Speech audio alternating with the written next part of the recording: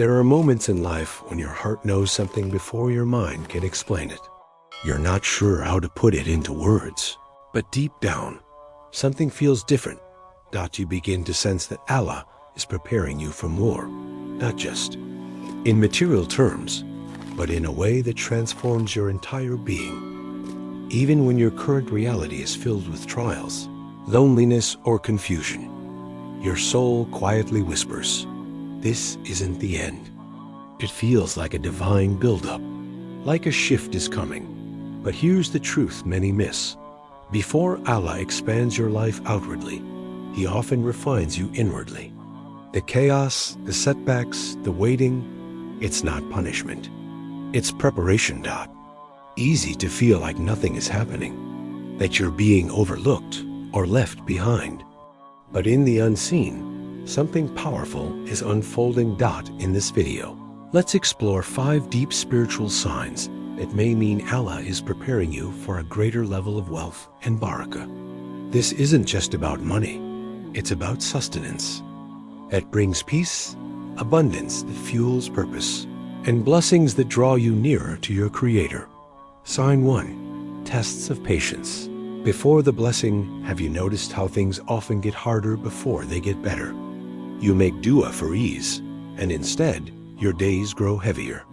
You ask for clarity, and you're met with silence.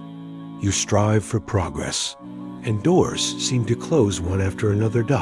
It's disheartening, sometimes even soul-crushing. But this is where your story is being written. One of the clearest signs that Allah is preparing your soul for wealth is that He first tests your patience. Not just waiting in silence, but your ability to stay upright, sincere, and grateful.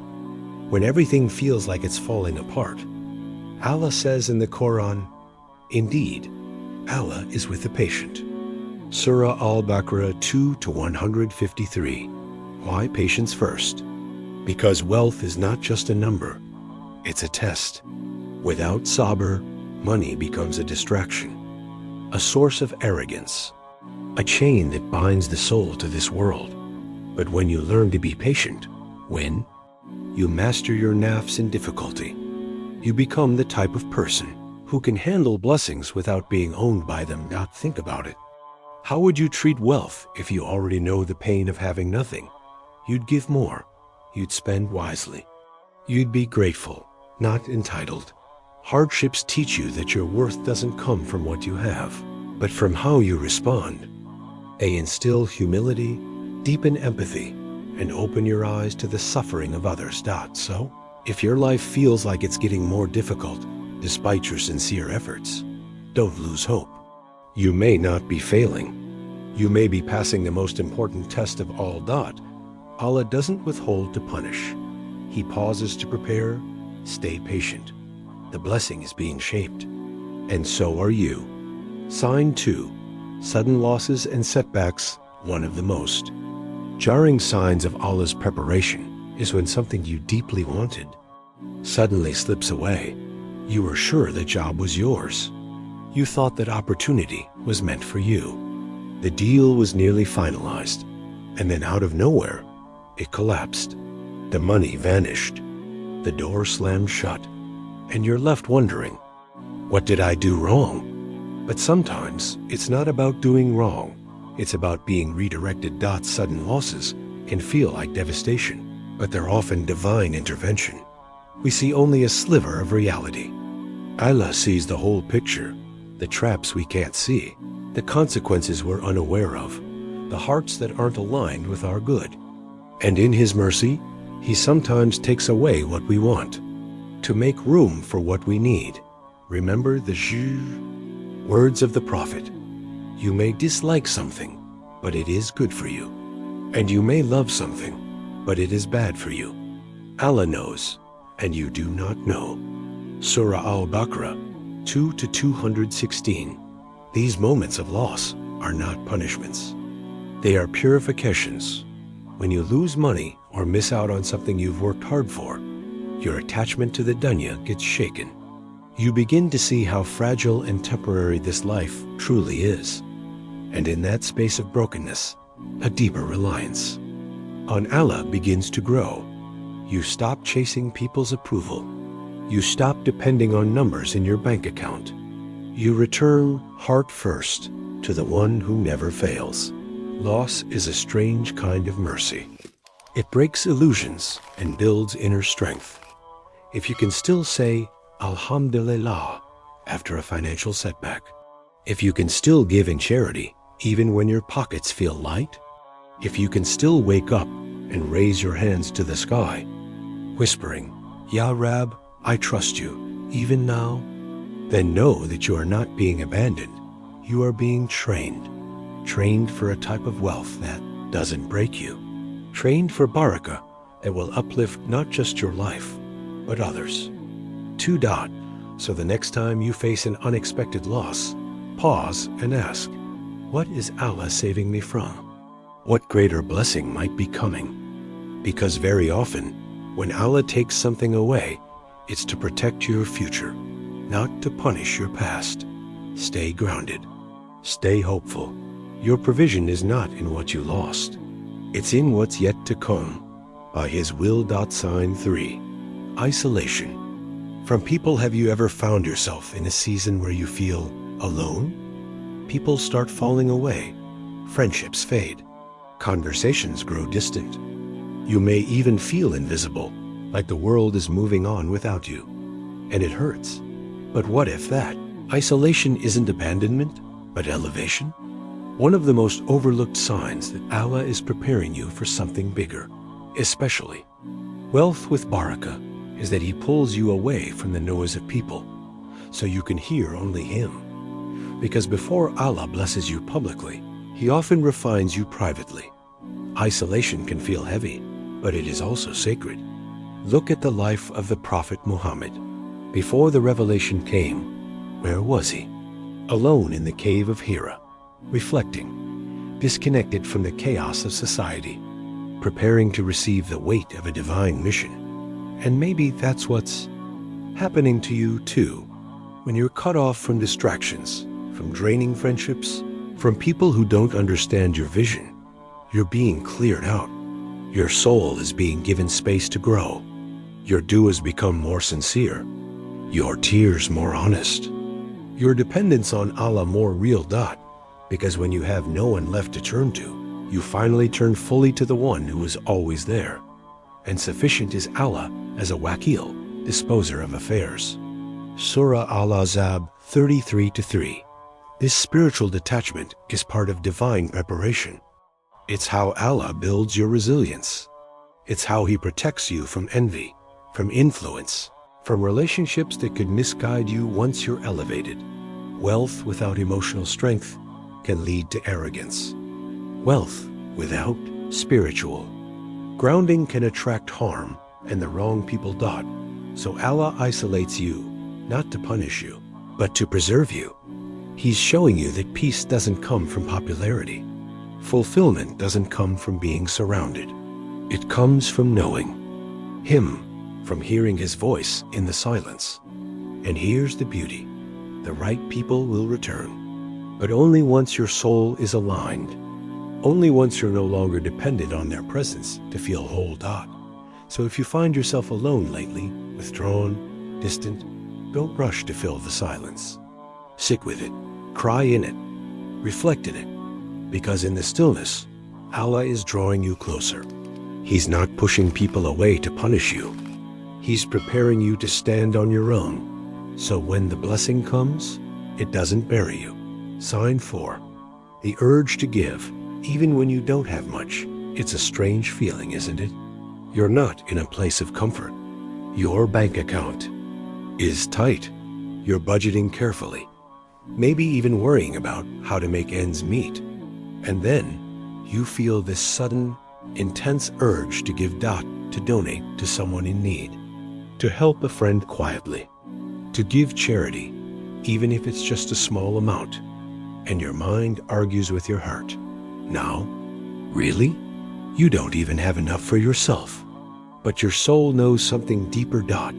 This is one of the clearest signs that Allah is preparing your heart for rizq with barakah. Because giving in a time of personal lack shows not just generosity, It shows trust. Trust that Allah is the true provider. Trust that whatever you release for His sake will come back to you, purified and multiplied. Whatever you give in charity, Allah will replace it, for He is the best of providers. Surah Saba 34-39. When you give despite not having much, you are declaring with your actions, my wealth doesn't define my security. Allah does. And this is exactly the kind of heart Allah blesses. A heart that's not chained by money. A soul that sees wealth not as ownership, but as a manna, a trust. You see, money isn't just a resource, it's a test. And Allah tests you before He expands you. Will you give while you're still in need? Will you loosen your grip on the dunya? Will you prove that your character is not dependent on how much is in your pocket, but how much is in your heart? This kind of giving builds spiritual muscle. It prepares you to be a Khalifa, a steward, someone who can receive abundance and not hoard it, but channel it into goodness. And here's something incredible. The Prophet once described charity as a shield, protection from calamity. Even a small act of giving, done sincerely, can open doors that no effort alone could ever unlock. So the next time your soul pushes you to give, even when logic tells you not to, pause and reflect. It might be that Allah is writing your rizq in that very moment. He's shaping your heart to handle abundance with grace. This isn't just about generosity. This is about being prepared for a type of wealth that won't corrupt you, but elevate you. Sign 5. Your du'as become deeper, more specific, and more emotional.